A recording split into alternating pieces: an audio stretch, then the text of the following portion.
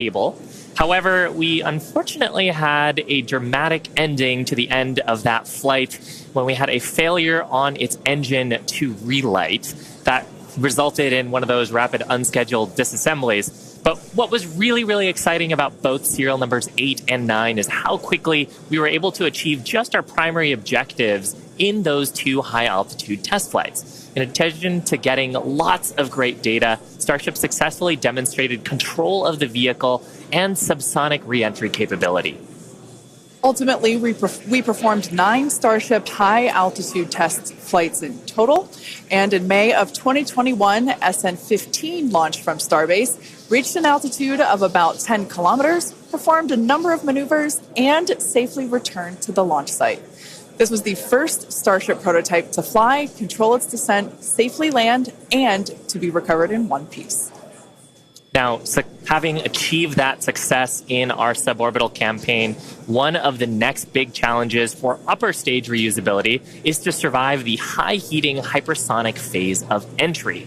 Combined with the ability to refill our Starship's tank with fuel and oxygen while on orbit is what will enable a fully reusable transportation system that's designed to carry both crew and cargo on these long-duration interplanetary flights. And that's ultimately what will help humanity return to the moon and travel to Mars and beyond in our solar system. So as you can tell, it is nothing but an iterative process to get to the point that we are today and where we will go from here. That iteration is a core process of how we work here at SpaceX. We like to fly and we like to test early and often, both on the side of hardware and software. Yeah, that's an awesome point, Kate. Now, we are continuing our countdown to Starship liftoff just over 17 minutes from now. So, of course, let's check in with John for another status update. John? Thanks, Shiva. Clock is coming up on T-minus 17 minutes from liftoff. We're continuing to click towards zero. However, right now, we've just begun listening in. The first stage team is working a pressurization issue. They're troubleshooting that right now. Now, we do have the option, if need be, if we can't solve this, then we would hold the count and probably treat today as a wet dress and not be able to launch. However, we are continuing to do propellant loading on both the Super Heavy and the ship stages. Now, most recently, we began loading liquid oxygen and methane fuel into the header tanks on Starship. At the very top, just underneath the nose there are 2 small spherical tanks. That's where the fuel and liquid oxygen header tanks are. That started at T-minus 27 minutes, and that propellant loading will continue until T-minus 9 minutes. We'll also continue loading the main tanks of the Starship second stage, although they're pretty much full right now. Everything will drain back as we get ready for launch at T-minus 5 minutes. Now, on the first stage, we're continuing to load the massive amount of propellant onto the Super Heavy booster. That's going to continue until T-minus 3 minutes. You can see the frost line on some of the views as both liquid methane and liquid oxygen go into the tank. It's 16 minutes and counting. We're also currently configuring the launch pad for liftoff. The booster hold downs are being prepared for the release at liftoff, and the second stage quick disconnect is beginning its configuration for release. The liquid oxygen and methane that are going into the second stage go through that quick disconnect. You can see it in some of the views, the arm that comes out just to the base of the second stage. Now it'll move out of the way as we lift off. At the same time, the SpaceX team continues to check in with the Coast Guard. We're working one boat that's in the safety perimeter.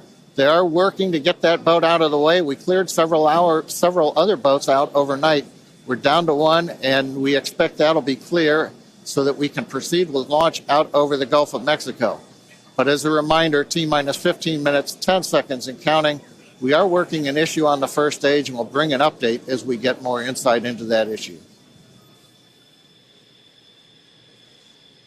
Now, today's test flight is taking place out of our Starbase facility in South Texas, and that facility has gone through a tremendous amount of change and growth in a really short period of time. Yeah, I mean, 3 years ago, not much even existed there. It was a very different scene, as you can see by that photo there on your screen. Fast forward to today, and the team is building out an entire production line. Yeah, last year they built 4 Starship Super Heavy boosters, 5 Starships, our 200th Raptor 2 engine, and this year they're targeting 5 boosters, 8 Starships in production for 2023. And really, you do need a production system to rapidly iterate, like we were talking about earlier, on the design of the vehicle as we learn more about it from these large tests. Yeah, absolutely.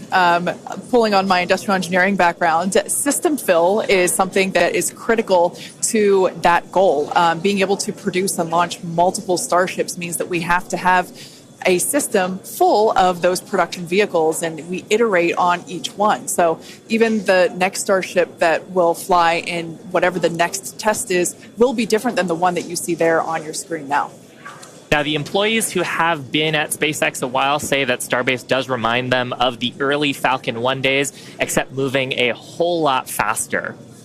The team at Starbase is expanding as fast as the facilities are, and if you've ever wondered what life at Starbase is like, here's a quick peek.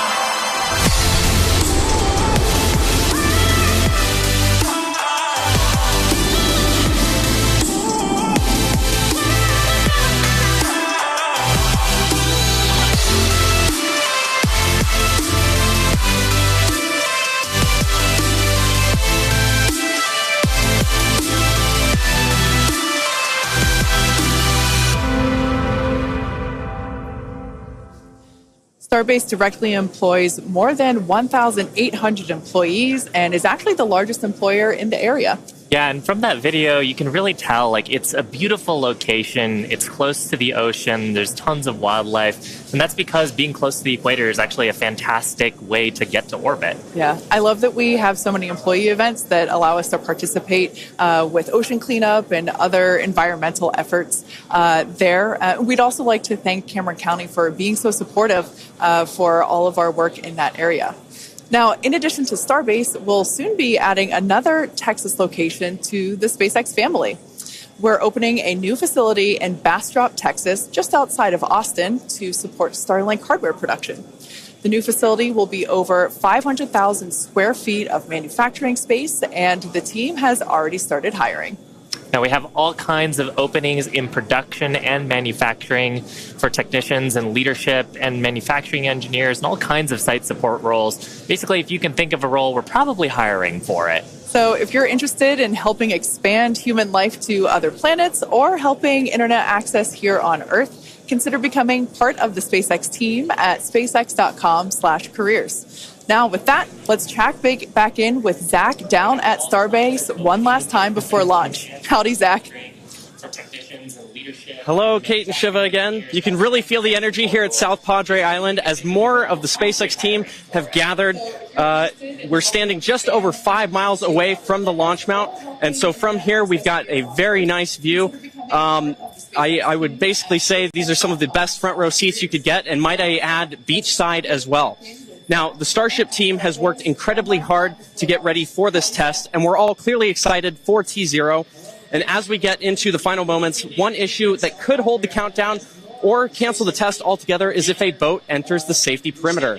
Now, over my shoulder is the Gulf of Mexico, which is normally normally very open to all of the boaters and fishers. However, today, SpaceX is closely coordinating with the United States Coast Guard to establish a safe zone and ensure public safety. And up to T0, SpaceX is in regular communication with the Coast Guard to ensure there are no boats in the area leading up to the launch. Now, fingers crossed that does not happen. Now, I'll throw it back to the folks at Hawthorne as we get closer and closer to that T-0. To all of the boaters and fishers, however, today, SpaceX is closely coordinating with the United States Coast Guard to establish a safe zone and ensure public safety. And up to T0, SpaceX... We're just inside T-minus 9 minutes and counting. We're listening on one of the background loops right now. Flight director is talking about the issue we've had on first stage, working the pressurization system.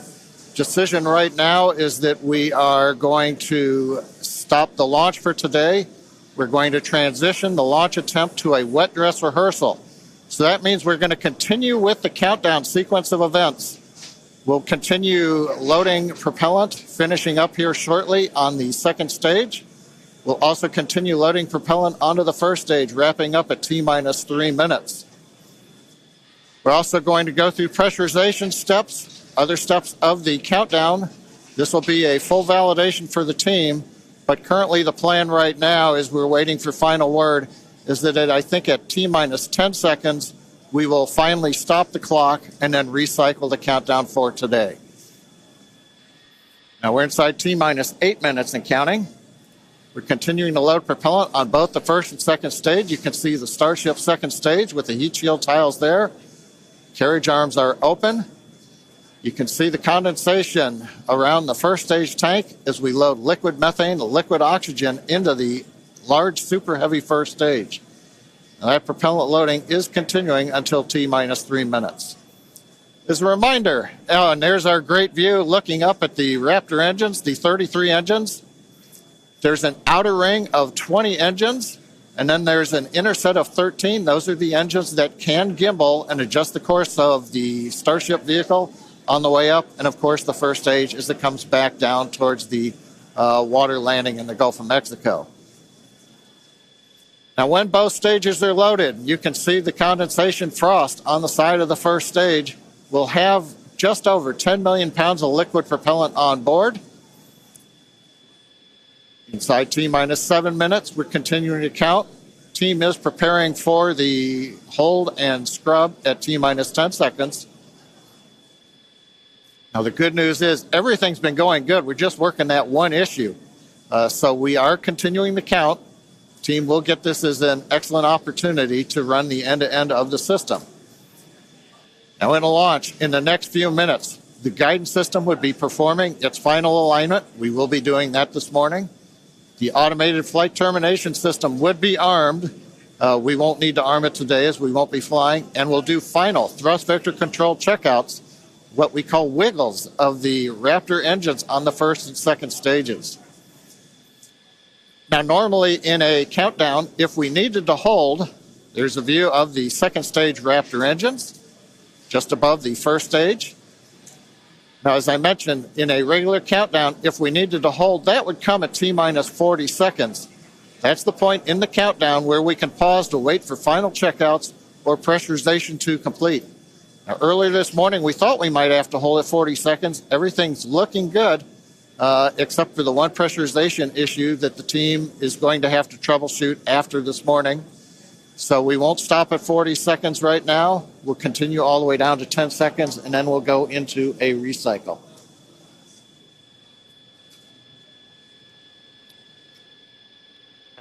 John, you mentioned that we're going to be jumping into a wet dress rehearsal here, and I actually now think we're coming up T-minus 5 minutes. Overall, though, Kate, Shiva, it's been a good day. It's a little sad listening to the flight director say that we're going to have to stop at 10 seconds. But I guess that's for everybody. It gives us a real run-through of the launch vehicle. Yeah, it's unfortunate. Of course, we wanted to see fire today and lift off. But that's okay. The point of the countdown is to allow the teams to progress to that T0 time in a coordinated fashion and really to unveil any issues prior to the ignition sequence. So the countdown did its job today.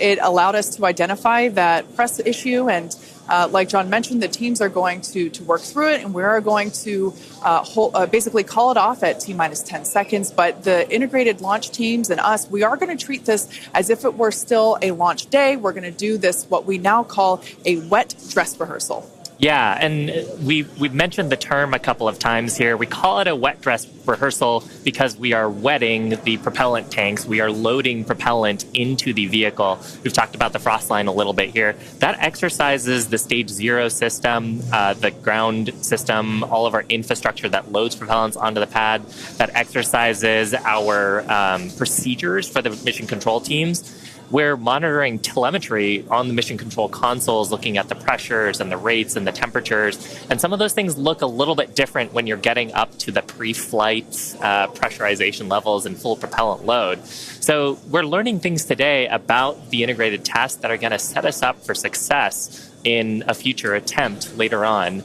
hopefully in the next 48 hours or so. And Kate, like it's also worth mentioning here, we're still going to take the count through to a pretty around the T-minus 10 second mark. So we're really going to exercise everything that we would up until that point in the vehicle states and ground procedures. Yeah, it's like we said before, any data that we can collect today is super helpful. And that's exactly what we're doing. We are continuing to collect this data and allow the teams to have be better informed for the next attempt. Unfortunately, due to the needing to recycle the propellant, we are looking at a minimum of 48 hours until we are able to attempt this flight test again.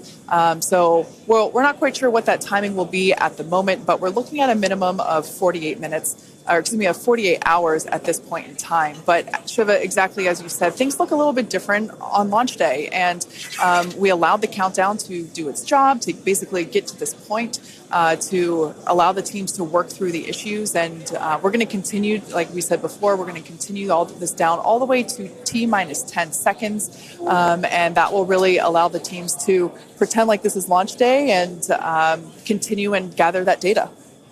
Yeah, Kate, on the one hand, it's a little bittersweet. On the other hand, we watched them go all the way through. First stage propellant load, just now wrapping up. The second stage, even the header tanks up under the nose of the Starship that you can see on the monitors. Actually, that all went very well today. The weather was excellent. Everything was looking good. Sadly, we just have the one issue, but that is letting the team continue to count down. And we're going to continue with it here until we get the clock hold at T-minus 10 seconds. Yeah, so for those of you that have just joined us, we're now at T-minus 1 minute and 30 seconds to what would have been the launch of our Starship flight test. But unfortunately, due to a stage 1 issue, we are going to utilize today as a wet dress rehearsal. Instead, we are not going to attempt launch. The teams are basically saying that we're scrubbing our launch attempt for today, and we are expecting a minimum of 48 hours in order to recycle. So it's all good news, though. There's nothing really to be sad about other than we had hoped to be able to lift off today, but that's okay. Now, one thing to point out for folks, when we do come back, when we clear this and we fly, one of the things you'll hear in the last minute, you won't be hearing us because we'll be listening to the countdown. But at T-minus 30 seconds, that's when the flight director would give the final go for launch. Love to have heard that this morning, but it's something to look forward to. Absolutely. The other thing to look at is at T-minus 6 seconds, we begin lighting the engines. Up on your monitor, you can see there, T-minus 40 seconds. We did hit the 40-second hold point, and they are holding for a moment. In the end, they will release that hold. We'll go the last 30 seconds.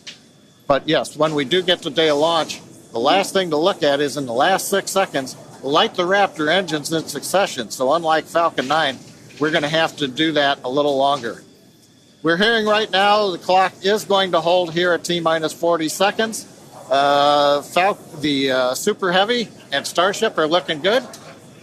So with that, Kate, it's been a fast-paced morning. Shiva, we got through it fairly quickly. But at this point, we're going to have to call it a morning. Yeah, that's right. So for those of you that have recently just joined us, we unfortunately had a hold on the countdown today, and that is going to scrub our launch attempts. But we are expecting a minimum of 48 hours in order to recycle. So be sure to keep an eye on our social channels, and we'll share information as soon as it becomes available. Until then, stay safe, and we'll see you soon.